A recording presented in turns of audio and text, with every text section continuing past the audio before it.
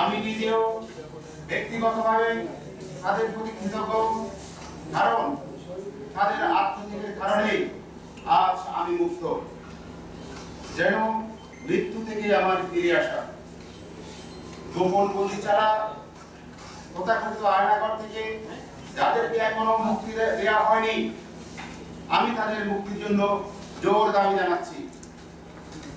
বৈষম্য বিরোধী ছাত্র আন্দোলনের নেতৃত্বে অভূতপূর্ব ছাত্র জনতা গণ অভ্যুত্থানে ফ্যাসিস্ট হাসিনা সরকারের পতনের পর বাংলাদেশে বর্তমানে দেশে নোবেল বিজয়ী ডক্টর মোহাম্মদ ইউনূসের নেতৃত্বে একটি অন্তর্বর্তীকালীন সরকার ক্ষমতাসীন হয়েছে।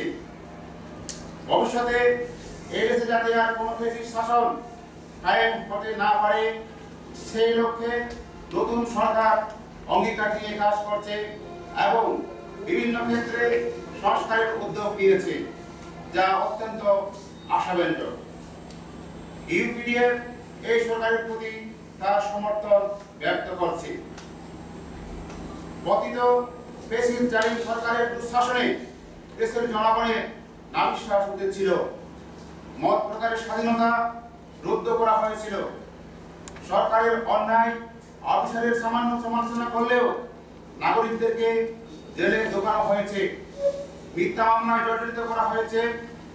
ক্রসফায়ারের নামে হত্যা, গুম ছিল তখন স্বাভাবিক ঘটনা।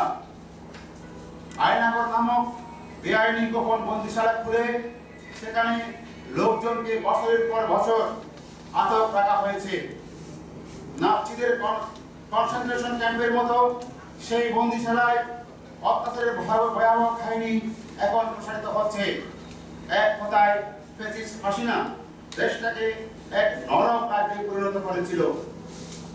শুধু সমতলে নয়, পার্বত্য চট্টগ্রামেও হাসিনা সরকার দমন পীড়নের স্টিম রোলার চালায়, যার শিকার হয় প্রধানত ইউপিডিএফ। গত 15 বছরের শাসনামলে ইউপিডিএফকে স্বাভাবিক গণতান্ত্রিক কার্যক্রম চালাতে দেওয়া হয়নি। জাতির সকল অফিস বন্ধ করে দেওয়া হয়েছে। অর্ধশতাধিক নেতা কর্মীকে বিনা বিচারে হত্যা, গুম ও আরো অনেককে গ্রেফতার নির্যাতন করা হয়েছে। আদালত থেকে জামিন পেলেও জেল গেট থেকে একই বন্দীকে বারবার আটক করে জেলে ফেরত পাঠানো হয়েছে। 2017 সালের 15 নভেম্বর খাগড়াছড়িতে একটি ট্যাঙ্গারি বাহিনী গঠন করে দেওয়া হলে পরিস্থিতি আরো ভয়াবহ হয়ে ওঠে। এই বাহিনী হাসিনা সরকারের ছত্রছায়ায় 18 আগস্ট 2018 সালে স্বনির্ভর গণহত্যা এবং 11 ডিসেম্বর 2023 সালে সানসরিতে 4 যুবনেতা হত্যা সহ অসংখ্য হত্যা, অপহরণ ও গুমের সাথে জড়িত। মোট কথা, পার্বত্য চট্টগ্রামে হাসিনা আমলে অন্যায়, অত্যাচার ও জুলুমের কাহিনী এখানে পরে শেষ করা যাবে না। জুলুমবাজ ফ্যাসিস্ট হাসিনা সরকারের পতনের লক্ষ্যে সমতলের বিভিন্ন রাজনৈতিক দল, সংগঠন ও ব্যক্তির পাশাপাশি ইউপিডিএফ আন্দোলনে সামিল হয়েছে। আমরা গত 7 জানুয়ারি তার ভুয়া নির্বাচনের তফসিল প্রত্যাখ্যান এবং নির্বাচন বর্জন করেছি।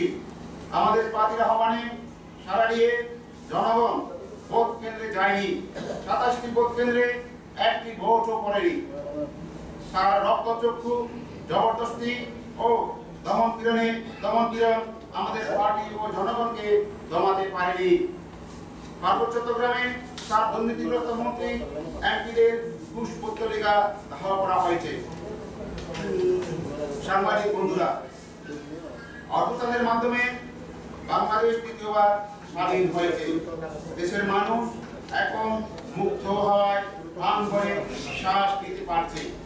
কিন্তু দুঃখের সাথে বলতে হচ্ছে, পার্বত্য চট্টগ্রামের জনগণ এখনো স্বাধীনতার সেই স্বাদ পায়নি। পাহাড়ে এখনো পরিবর্তনের হাওয়া পৌঁছেনি। সমতলে অন্যায়ভাবে আতঙ্কবাদীরা মুক্তি পেতে শুরু করলেও পার্বত্য চট্টগ্রামে বন্দি ইউপিডিএফ ও তার সহযোগী সংগঠনের নেতা কর্মীদের এখনো ছেড়ে দেওয়া হয়নি। এই বন্দীদের অনেকে 5 বছরের বেশি সময় ধরে বিনা বিচারে কারাগারে অন্তরীণ রয়েছেন। হাসিনার আমলে জামিন পাওয়ার পরও জেল গেট থেকে পুনরায় গ্রেফতার করার কারণে তারা এখন নতুন করে আদালতে জামিনের আবেদন করতে সাহস পাচ্ছে না।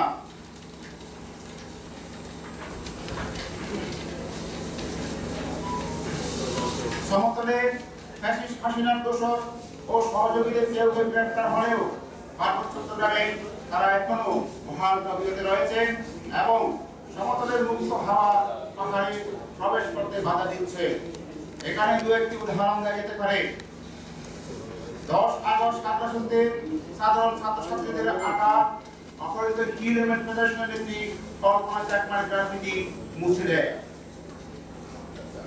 12 আগস্ট কাকরাশুনতে গ্রাফিতি আঁকার সময় সেনারা শিক্ষার্থীদের উপর হামলা চালায় এবং প্রণয় চাকমা নামে এক শিক্ষার্থীকে জোনে নিয়ে গিয়ে অমানসিক শারীরিক নির্যাতন চালায়।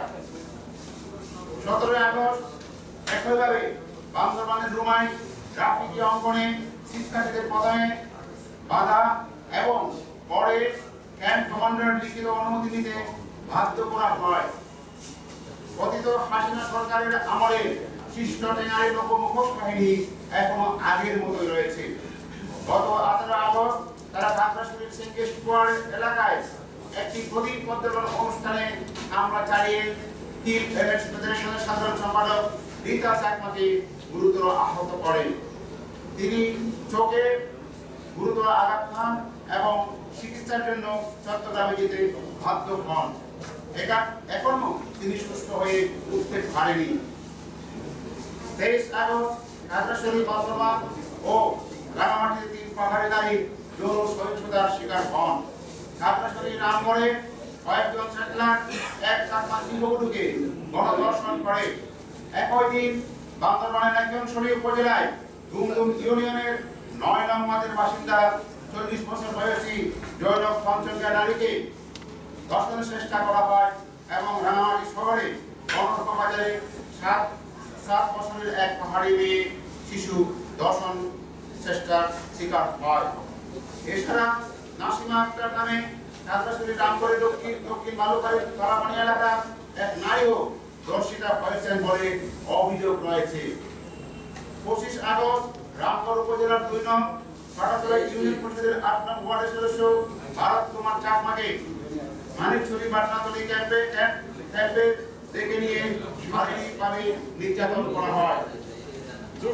25 আগস্ট মধ্যরাতে টেঙ্গারি বাহিনী সদস্যরা খাগড়াছড়ি লক্ষ্মীছড়ি উপজেলাধীন বান্যাচোলা গ্রাম থেকে অন্তর চাকমা নামে 45 বছর বয়সী এক ব্যক্তিকে অস্ত্রের মুখে অপহরণ করে। 25 আগস্ট মধ্যরাতে টেঙ্গারি বাহিনীর সদস্যরা খাগড়াছড়ি লক্ষ্মীছড়ি উপজেলাধীন বান্যাচোলা গ্রাম থেকে অন্তর চাকমা নামে 45 বছর বয়সী এক ব্যক্তিকে অস্ত্রের মুখে অপহরণ করে। আমাদের প্রশ্ন হলো, সমতলে গ্রাফিতি আঁকতে বাধা দেওয়া না হলে একই দেশের অংশ পার্বত্য চট্টগ্রামে কেন বাধা দেওয়া হবে? প্রিয় সাংবাদিক বন্ধুরা, পার্বত্য চট্টগ্রাম